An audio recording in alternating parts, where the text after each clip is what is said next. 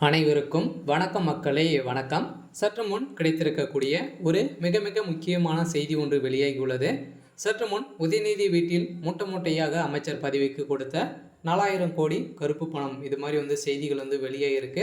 So இதை பற்றி தான் இந்த வீடியோவில் நம்ம முழுமையாக பார்க்க போகிறோம். ஸோ அதுக்கு முன்னாடி நம்ம சேனலுக்கு இப்போ தான் நீங்கள் முதல் முறையாக வந்திருக்கீங்க அப்படின்னா மறக்காமல் நம்மளுடைய சேனலை சப்ஸ்கிரைப் பண்ணிக்கோங்க.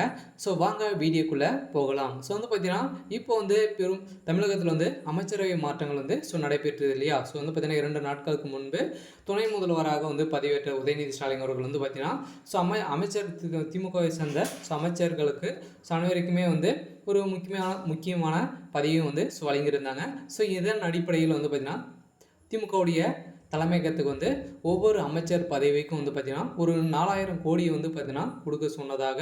ஸோ இது ஒவ்வொரு பதவிக்கும் அமைச்சர்கள் அனைவருமே கொடுத்த 4000 கோடி கருப்பு பணம் பார்த்தீங்கன்னா வசமாக உதயநிதி வீட்டில் மூட்டை மூட்டையாக சிக்கின சம்பவம் பெரும் பரபரப்பை ஏற்படுத்தியிருக்கு. ஸோ இதைத் தொடர்ந்து திமுகவுடைய ஆட்சியை கலைக்கிறதுக்கான அனைத்து ஏற்பாடுகளும் பார்த்தீங்கன்னா அதிரடியாக உதயநிதி ஸ்டாலினுடைய கதையை முடிக்கிறதுக்கு அனைத்து விதமான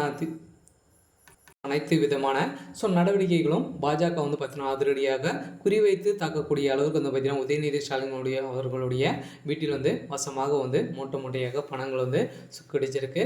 ஸோ இதன் அடிப்படையில் பார்த்தீங்கன்னா திமுகவுடைய நிலைமை பாஜக பார்த்தீங்கன்னா இது வரைக்கும் எடுத்து காட்டிகிட்டே வருது இல்லையா? ஸோ மக்களுக்கு இடையே பெரும் பேசும் பொருளாக மாறி இருக்கு. இதன் அடிப்படையில் பார்த்தீங்கன்னா திமுகவை சேர்ந்த அமைச்சர்கள் 13 அமைச்சர்கள் பார்த்தீங்கன்னா ஒவ்வொருவரும் ஒரு 4000 கோடி கொடுத்தாங்க அப்படின்னு பார்த்தீங்கன்னா திமுகவுடைய தலைமையகத்துக்கு இவ்வளோ கோடி சேரும். அதனால் பார்த்தீங்கன்னா திமுக ஒவ்வொரு பதவிக்கும் செந்தில் பாலாஜி அவர்கள் கூட பார்த்தீங்கன்னா இப்போ ஒரு அவர் கொடுத்த கருப்பு பணம் வசமாக சிக்கியிருக்கு.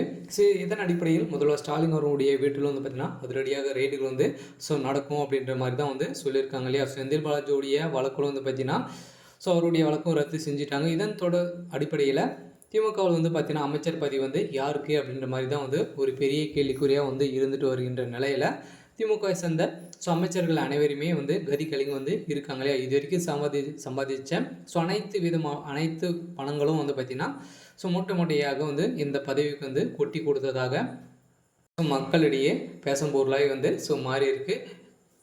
இருந்தாலும் பார்த்தீங்கன்னா திமுகவுடைய அமைச்சர்கள் அனைவருமே கொள்ளை வழக்கில் ஒரு முக்கிய புள்ளியாக இருக்காங்க இல்லையா? ஸோ இதெல்லாம் பார்த்தீங்கன்னா கொள்ளையடித்த அனைத்து பணங்களும் முதல்வர் ஸ்டாலினுடைய வீட்டில் இருந்து வருவதாக ஒரு செய்திகளும் வெளியேறிச்சு.